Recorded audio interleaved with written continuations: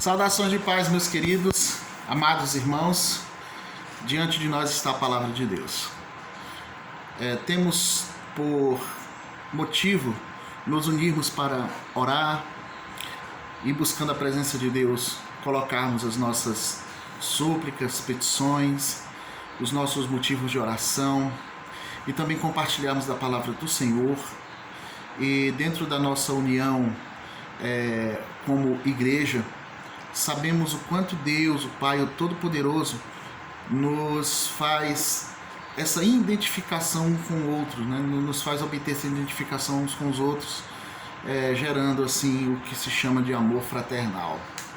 Então, em nome de Jesus, eu quero te convidar a estar presente espiritualmente, estar conosco presente dentro do propósito maior de servir ao Senhor e ser uma bênção através das nossas vidas.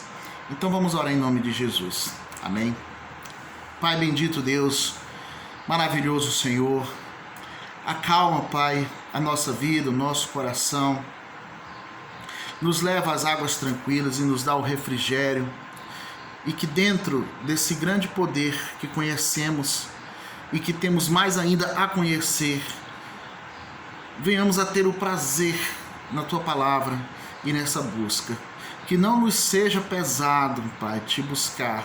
Que não seja apenas um entendimento da necessidade de ir atrás de Ti, mas também a vontade, o prazer e essa pura determinação venha a ser um bálsamo no nosso dia a dia. Que cada um de nós reconheçamos a importância do Senhor em nossas vidas. Que cada um que faz essa oração comigo veja o quanto é importante e quão diferente é viver a vida no Senhor nosso Deus. O como é grandioso participar desse reino e como nós podemos colocar as nossas súplicas, petições ao Deus Todo-Poderoso que nos atende em todo momento. Nem sempre somos respondidos e nem sempre alcançamos na hora que pedimos.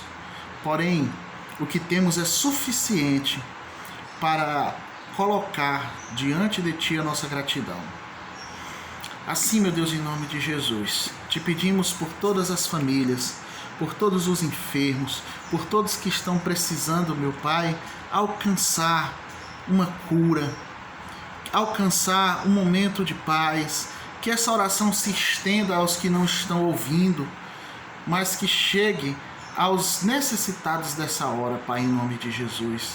Que como igreja nós nos unamos em oração para, Pai, a realização da Tua vontade, que ela se manifeste em nossa vida em nome de Jesus. Cubra, meu Deus, com a Tua proteção as nossas famílias, eu te peço agora em nome de Jesus. Amém. Amém.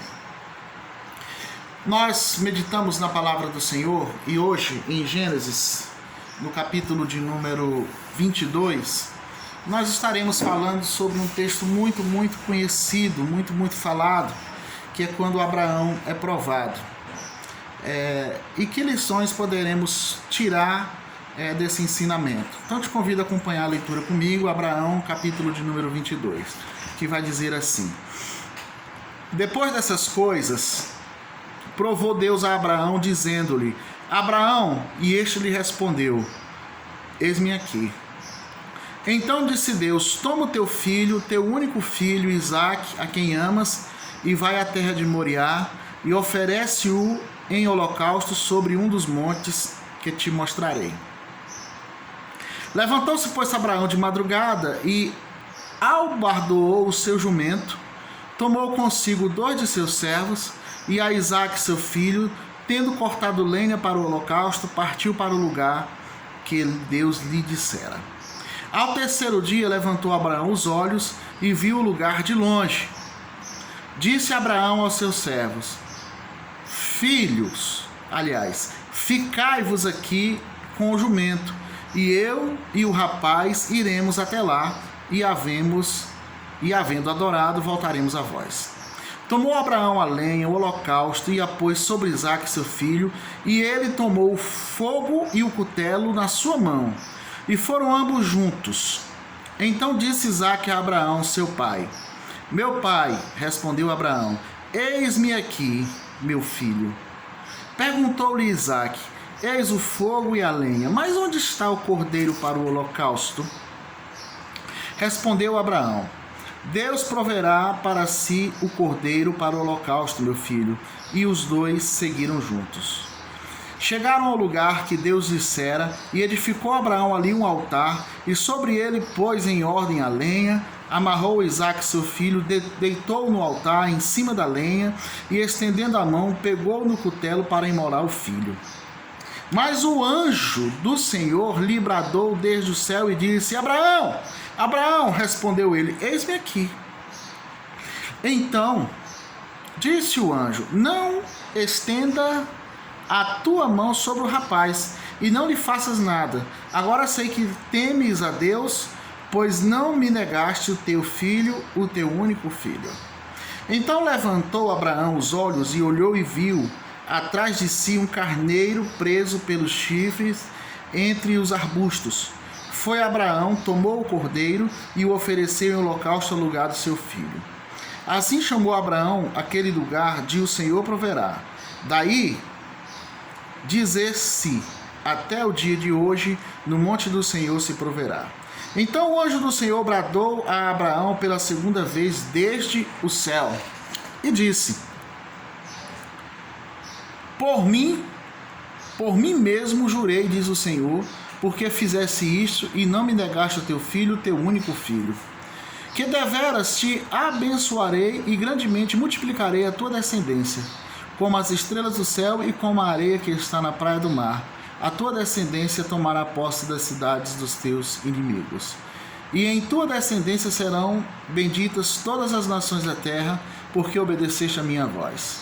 Então Abraão voltou os seus servos e levando-se foram juntos a Berseba, e Abraão habitou em Berseba. Depois dessas coisas anunciaram a Abraão dizendo: Milca também deu à luz filhos a Naor teu irmão, Uz o primogênito, Buz seu irmão, Quemuel pai de Arã, Quezedade, Azor, Pildas, Gidrafe e Betuel. Betuel gerou a Rebeca, estes 8 deu à luz Milca e Naor, irmão de Abraão. A sua concubina, cujo nome era Reumá, lhe deu também à luz a Tebá, Gaá, Taás e Maca. Após ler esse texto, eu quero chamar a atenção para 2 versículos. O versículo 1, uma parte do versículo 1 e uma parte do versículo 12. Porque eles arremetem ao que Abraão era, e embora o texto fale do que Abraão é nesse momento. O versículo 1 diz assim: depois dessas coisas, só isso, né? Depois dessas coisas. O que foram essas outras coisas? O que foi que aconteceu antes? Abraão negou a Sara, eles duvidaram que poderiam nascer um filho, ele fugiu para o Egito, ele teimou com Deus muitas vezes. Então, até então, Abraão não tinha dado prova que confiava em Deus. Por isso que eu acho muito importante esse momento aqui, quando diz depois dessas coisas. Deus provou a Abraão, é o que diz, né? Depois dessas coisas, provou Deus a Abraão. O que eu concluo é que se o Senhor tivesse provado a Abraão dessa maneira, antes dele ter passado pelas outras situações que eu acabei de dizer, de ir para o Egito, de duvidar que Deus poderia dar-lhe um filho na velhice, certamente ele não obedeceria. Veja como isso se assemelha à nossa vida, porque Deus preparou Abraão para obedecer. Nós muitas vezes admiramos dizendo: Abraão é o pai da fé, porque realmente ele entregou o seu filho e tudo, mas não foi de primeira, não foi logo no começo, ele foi preparado para isso. Ele foi preparado para oferecer a Deus o que ele tinha de mais precioso e o que ele tinha esperado tanto, que era a razão da promessa. Então será que temos semelhança com Abraão no que diz respeito a sermos preparados por Deus para darmos o que temos de melhor a Ele? Para entregarmos a Ele o que não tínhamos condições de entregar no passado? Ora, podemos ficar nos perguntando por que tantas coisas eu passo, por que tantas provas. Podemos imaginar que essas provas elas são menores do que poderiam ser. E as provas, sendo elas espirituais, que o versículo 2 diz: então disse Deus, toma o teu filho, teu único filho Isaque, a quem amas. Você me dará a única coisa que você tem e que você gosta. Ter e gostar. Me entregue. Então foi depois dessas coisas, depois de ser provado muitas vezes, veio a prova maior. Aí o versículo 12 faz uma ligação perfeita, porque o anjo declara o seguinte: então disse o anjo, não estenda a tua mão sobre o rapaz e não lhe faças nada.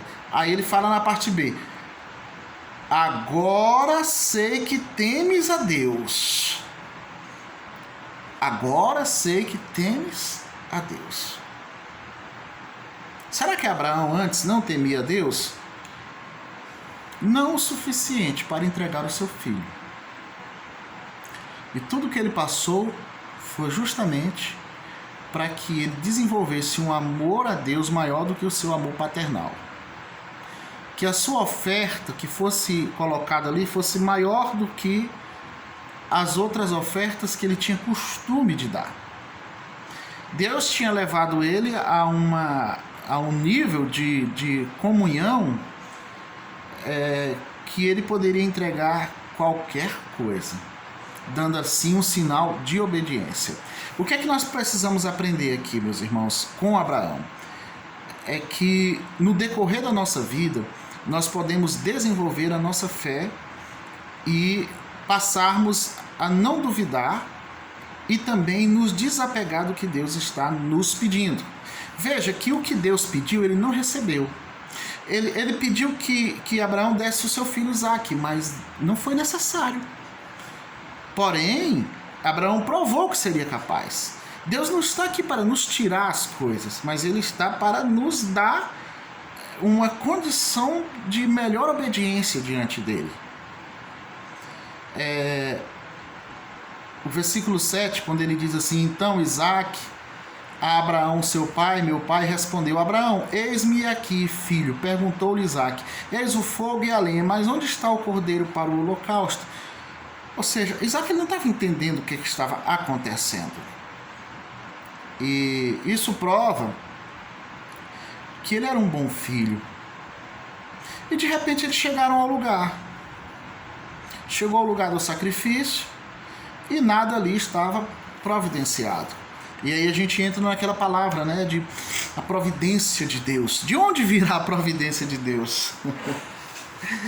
Nossa, que coisa a gente pode pensar a respeito de providência, né? As providências, elas vêm de onde nós não imaginamos. Quem vive a fé sabe disso. Quero voltar a falar que Abraão teve diversas experiências com Deus até ter esse entendimento perfeito de que a providência virá, embora não se saiba de onde, nem como e nem quando. Se nós conseguirmos aprender isso hoje, aprenderemos a ter mais paciência e ser considerados como Abraão. O temor de Deus, ele se manifesta justamente na palavra do anjo, aonde nós obedecemos, aonde nós damos prova do que nós queremos fazer, que é obedecer a Deus. E esse temor, ele não se limita apenas a ofertas. O temor a Deus não se limita apenas a dar as coisas, entregar as coisas. Deus poderia ter pedido uma oferta normal e Abraão teria dado sem nenhum pesar. Mas ele estava pedindo seu filho. Mais do que uma oferta. E é lógico, meus irmãos, que isso foi uma bênção. Porque o que estava caracterizando nessa passagem? é que Deus abençoou Abraão e depois ia tirar a bênção.